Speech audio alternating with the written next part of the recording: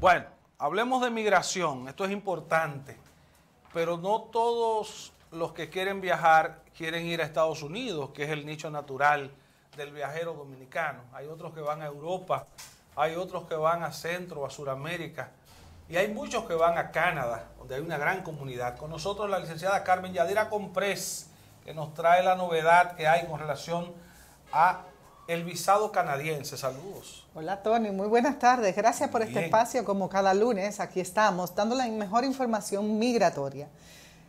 La Embajada de Canadá, que no está físicamente en República Dominicana, solamente sus oficinas comerciales. La Embajada de Canadá está en la Ciudad México, en la ciudad capital de México, que es México Distrito Federal. Entonces, la noticia es la siguiente.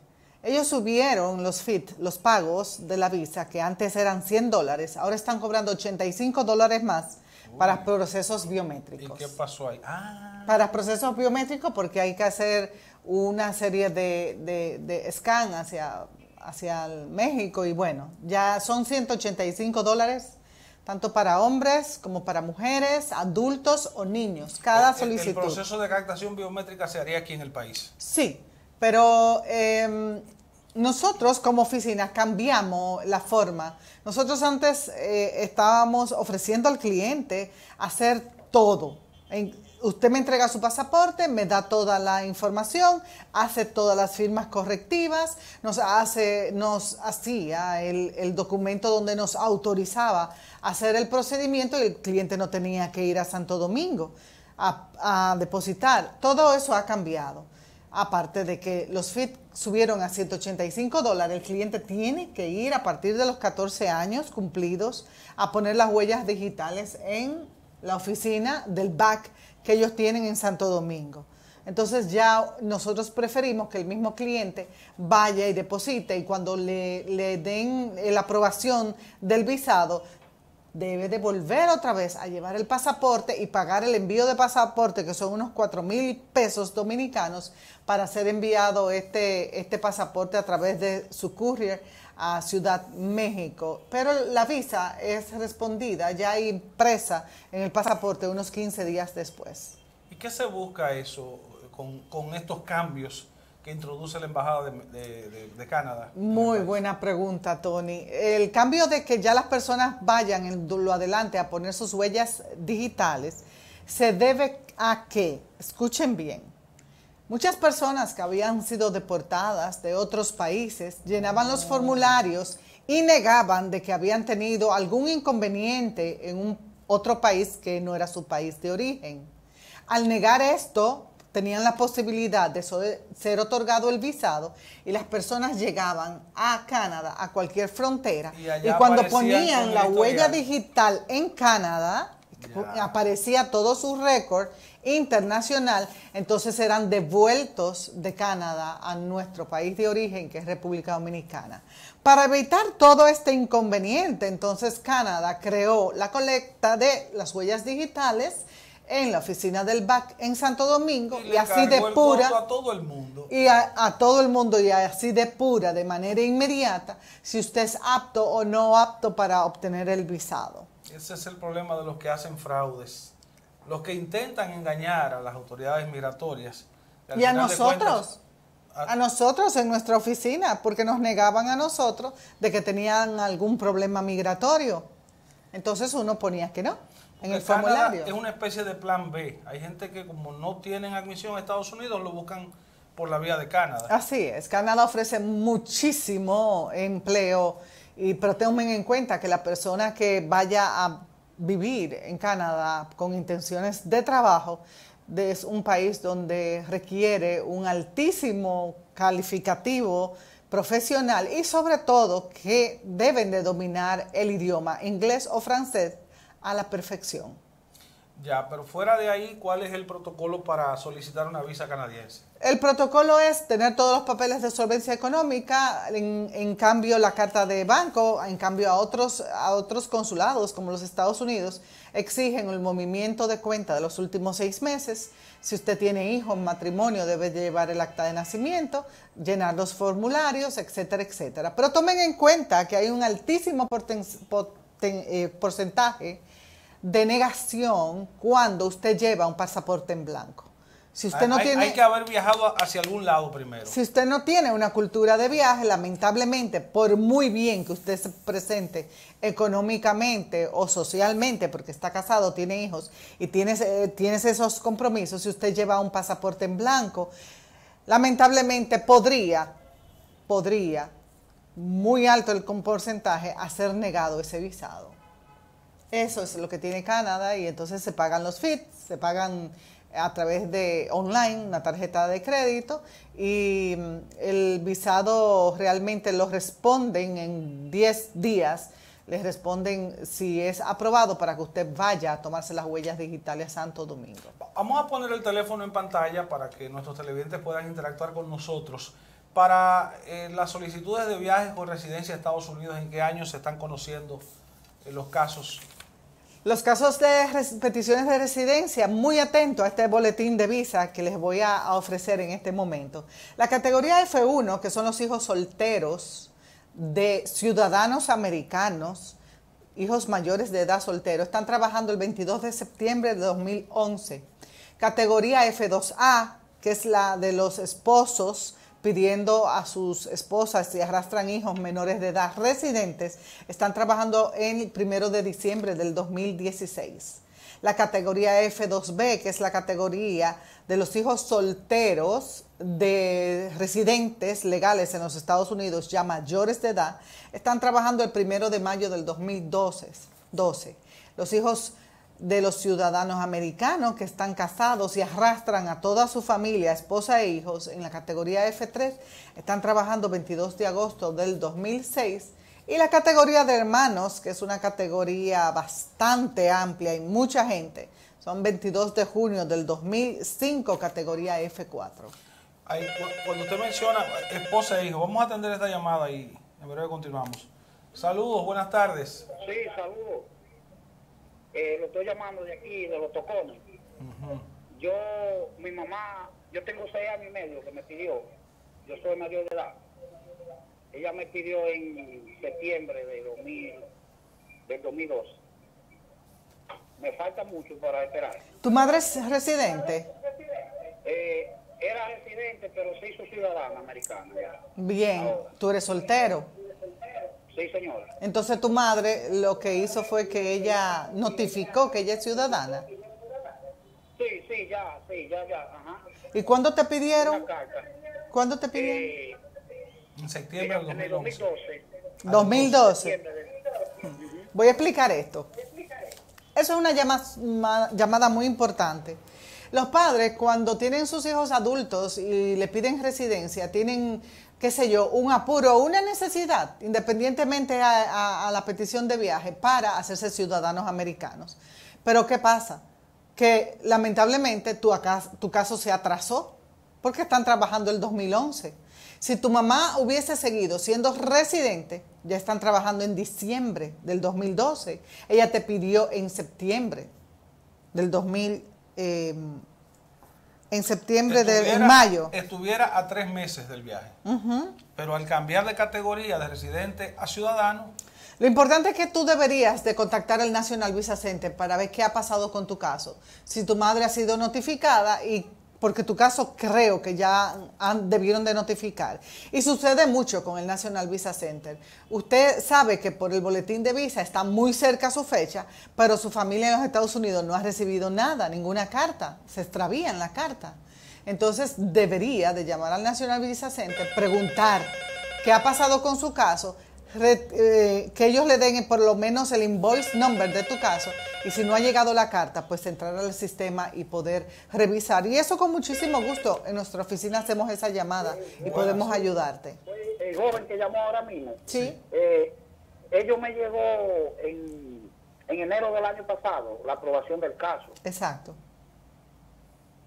Entonces, lo que te estaba explicando, y quizás no me pusiste atención, es que necesitas hacer una llamada al National Visa Center para asegurarte qué condición tienen a tu madre en el sistema y si usted ya ha sido notificado y no le ha llegado la otra carta para pagar el affidavit support, y enviarlo y todo eso. Y que le decía además que en nuestra oficina podríamos ayudarlo con esa llamada para que usted tenga una idea de cómo prepararse de manera inmediata. Cuando la persona está solicitada por uno de sus padres y quiere arrastrar a los hijos, a veces hay hijos y hay nietos. ¿Cómo funciona eso? En el caso de los hijos, nacen, bueno, en la petición se ponen los hijos ya nacidos. Conforme avanza el tiempo, ya estos hijos se hacen adultos y podrían tener hijos. Además, nietos del beneficiario principal, pero esos nietos no van en el caso. Ya, solo los hijos. Solamente los hijos inmediatos. O sea, los nietos del peticionario, no los bisnietos del peticionario no van.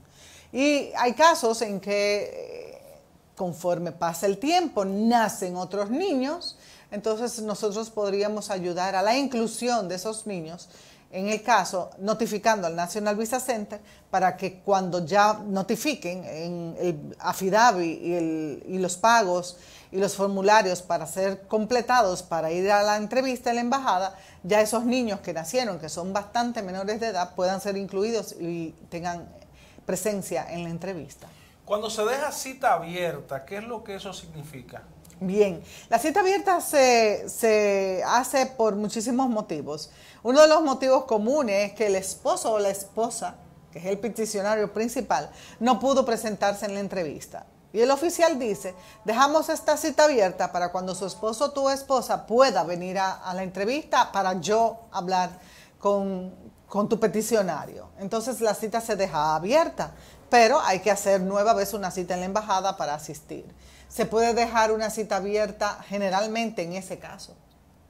Solamente en ese caso. En el caso, por ejemplo, de que no se pueda reunir la affidavit. Entonces solicitan que sea enviado a través de su mensajería una nueva affidavit si la que usted presentó no es suficiente o tiene algún error. Entonces por mensajería se envía. Conocí otro y caso. A través del perfil, entonces ellos le hacen saber que todo está en orden, que envíe el pasaporte para ser emitido la visa de residencia. Conocí otro caso de una persona con 3 hijos. Le visaron los 2 mayores, al más pequeño le dejaron la cita abierta. ¿Qué pudo haberse dado ahí? Puede ser que haya sido objeto de una solicitud de ADN. Posiblemente. O sea, el cónsul puede tener dudas a la vista. Sí, puede tener dudas a la vista. O no llevar... color de la piel. ¿Y sabes si llevaron el niño a la entrevista? No tengo el dato. Puede ser que no hayan llevado el niño a la entrevista porque digan, no, es un menor de edad, no lo tienes que llevar. Pero el cónsul necesita verlo. Los niños menores de edad no son necesarios llevar a la entrevista, aunque yo aconsejo que en todos los casos, en el 100% de los casos, lleven los niños de cualquier edad, porque esto facilita mucho la decisión del oficial consular. Y en este caso no lo dejan cita abierta porque ya el cónsul lo está viendo ahí de manera presencial y toma una decisión para dar el visado que el solicitante está solicitando. ¿Cuál es la posibilidad de un deportado, en el caso de Estados Unidos, de volver a viajar, de poder acceder nueva vez a Estados Unidos legalmente? Depende, porque si es una persona que ha sido deportada por ser inelegible en territorio americano, o sea, vivía allá, encontraron que no tienen ninguna documentación y lo deporta, esa persona puede ser elegible en su futuro para un perdón por presencia indocumentada en los Estados Unidos, pero esa persona necesita estar fuera de los Estados Unidos durante 10 años para poder otorgado ese perdón. Una inquietud ya más periodística, al principio, cuando la campaña que eligió al presidente Trump en el cargo de jefe de Estado de Estados Unidos, se habló mucho de la posibilidad de cambios en las leyes migratorias, pero realmente no ha pasado nada. Han pasado ya casi 2 años de gobierno y no ha pasado nada formalmente. Sí, ha pasado. ¿Qué es lo que ha detenido o qué es lo que ha pasado? Sí, ha pasado y te cuento. En las leyes migratorias, una de las que anunciaron en septiembre del 2018 era que usted tenía que demostrar que usted no iba a ser una carga pública para el gobierno de los Estados Unidos al momento de emigrar. Entonces, ¿qué sucede? Muchas personas que están siendo entrevistadas porque llegó su momento de de entrevistarse, que le den la visa de paseo, son personas que no han estudiado o no están trabajando, realmente no se formaron académicamente. Entonces, la embajada le da una hoja, la sección de visa de inmigrante le dan una hoja pidiéndole a ellos, a esa persona, que demuestre que bajo la ley de carga pública usted pueda demostrarle a ellos que usted no sería, por ende, una carga pública en los Estados Unidos. Entonces, una serie de protocolos que eso requiere. Que te envíen una carta de propuesta de trabajo en los Estados Unidos, en cualquier trabajo informal.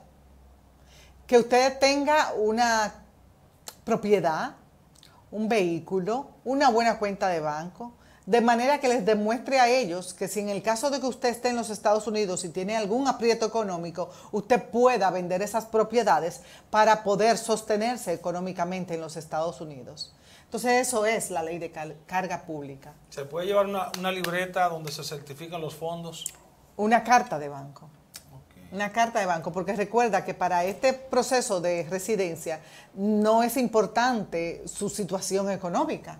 Por lo tanto, tú no presentas una cuenta de banco ni tus propiedades, pero si eres objeto de una carga pública, un sometimiento de ley de carga pública, usted tendría que presentarlo. Otra llamadita. Buenas tardes. Buenas tardes. ¿Puede hablar? Bueno. No se escucha nada. En relación al garante, la persona que se presta como garante o que deposita su affidavit para poder ingresar a una persona a los Estados Unidos, ¿qué riesgos corre? ¿Cuál es su responsabilidad, su compromiso? Bien, la responsabilidad de esa persona que ofrece el affidavit support, hay un acápite de la ley de ofrecimiento de ese sostenimiento económico, que es en caso de que usted en los próximos 3 años de entrada a los Estados Unidos tenga algún aprieto económico o una situación difícil económicamente, usted puede solicitar a esa persona que le dijo al gobierno de los Estados Unidos que te puede mantener durante ese tiempo, pues te puede ser demandado para que te sostenga.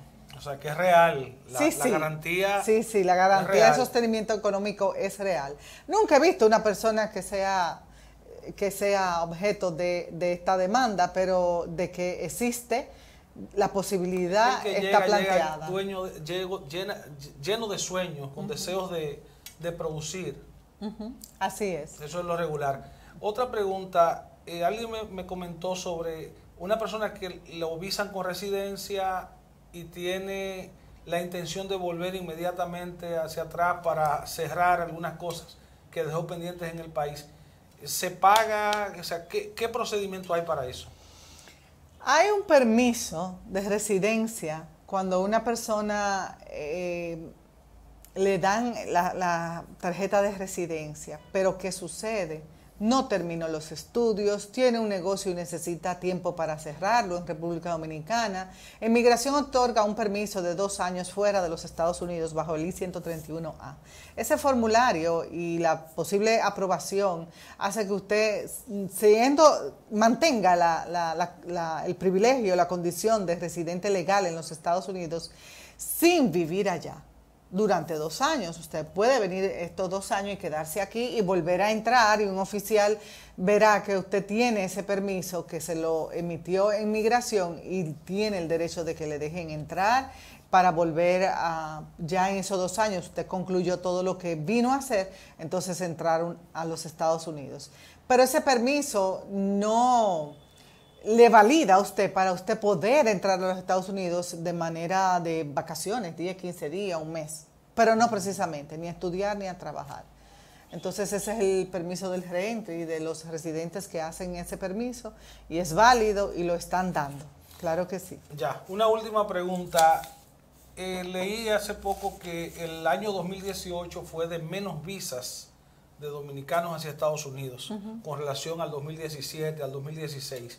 ¿Qué pasó ahí realmente? Realmente eso obedeció al cambio del cuerpo diplomático de la Embajada de los Estados Unidos. Ya eran otros pensamientos, otras directrices. Más conservadores. Claro, mucho más conservadores y eso se debió absolutamente a eso. Un cambio del orden del cuerpo diplomático y Y lamentablemente sí, bajó muchísimo el otorgar los visados. Cuando nosotros regularmente nos dan de 50 a 60.000 visas al año, otras administraciones, otro cuerpo diplomático se dieron el lujo o el festín de dar de 200 a 250.000 visas. Otra llamadita, buenas tardes. Muy buena. Diga usted. Yo quería hacerle una pregunta. A su orden. Yo estoy pidiendo a mi esposo y yo tengo 13 años en Nueva York. ¿Qué tiempo le dura ese viaje? ¿Tú eres residente o ciudadana? Residente. ¿Y cuándo tú lo pediste a él? Este año. Este año. Pues ellos están trabajando el 1 de diciembre del 2016. Las personas que pidieron en residentes legales a sus esposos o sus esposas están yendo a la entrevista en este momento. Los que fueron, hicieron su solicitud el 1 de diciembre del 2016. ¿Qué tiempo está durando? Entonces, a través del boletín de visa podemos calcular que esto dura 2 años y 2 meses. Prácticamente. 2 años y 2 meses dura la petición de un residente legal de los Estados Unidos pidiendo a su cónyuge. Ya, bueno, díganos entonces para más preguntas, para más información de cómo viajar a Estados Unidos o a Canadá o a Europa, dónde conseguir a Carmen Yadira Comprés. Bien, nuestra oficina es Multimigración, le pueden dar like a través de Facebook e Instagram. Estamos en la Plaza Texas, aquí en Santiago, en la avenida Bartolomé Colón, esquina calle Texas, en el módulo 110, y pueden llamarnos para una cita al 809-724-5151. 809-724-5151 aquí en Santiago, y con muchísimo gusto vamos a recibirles. Muchas gracias a la licenciada Carmen Yadira Comprés, como siempre, orientando a todo el que tiene deseos y sueños y anhelos de viajar hacia cualquier lado. Seguimos. Encontramos